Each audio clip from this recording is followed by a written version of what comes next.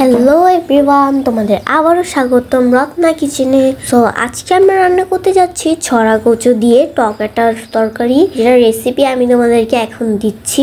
তো প্রথমে আমরা এই ছড়া কচুগুলোকে ভালো করে সিদ্ধ করে নিয়েছি। সিদ্ধ করে আমি এগুলোকে ছিলে নিচ্ছি। তো এই যে আমার সবগুলো ছিলা হয়ে গেছে। এখন আমি এগুলোকে ভালো করে হাত দিয়ে ভালো করে চেটকিয়ে নিব। ভালো মতো এইভাবে চেটকে নেবেন।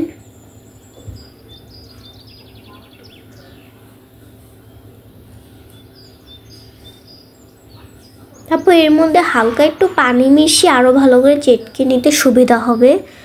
খেয়াল রাখবেন বেশি বড় অংশ যেন না থাকে। তো এই পানিটা আমি এখন একটা পাতিলের মধ্যে দিয়ে বসিয়ে দিয়েছি। তখন এর মধ্যে দিচ্ছি কয়েকটা চিংড়ি মাছ, তারপর দিচ্ছি হলুদের গুঁড়া। আমি 2 চা চামচ হলুদের গুঁড়া দিয়েছি, তারপর 1 চা চামচ ধনিয়ার গুঁড়া, 1 চা চামচ মরিচের গুঁড়া, তারপর স্বাদ মতো লবণ। এখন এই সবগুলোকে ভালো করে মিশিয়ে নেব। দেখেন খুব সুন্দর একটা কালার এসেছে। আর টক বানানোর জন্য এখানে আমি কতগুলো ডেউয়া নিয়েছি। এগুলো আসলে খেতে খুবই মজা। দেখতে কিছুটা মাশরুমের মতো লাগলেও এগুলো একটু টক থাকে।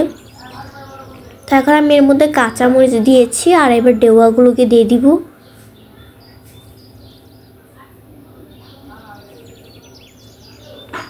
ডেউয়া দেওয়ার পরে আমি এর উপর দিচ্ছি ধনিয়া পাতা। এখন এই সবগুলোকে ভালো করে মিশিয়ে নিতে হবে। তাহলে খুব সহজে কিন্তু তৈরি হয়ে গেছে আমাদের ছড়া কচু দিয়ে টক তরকারি রেসিপি।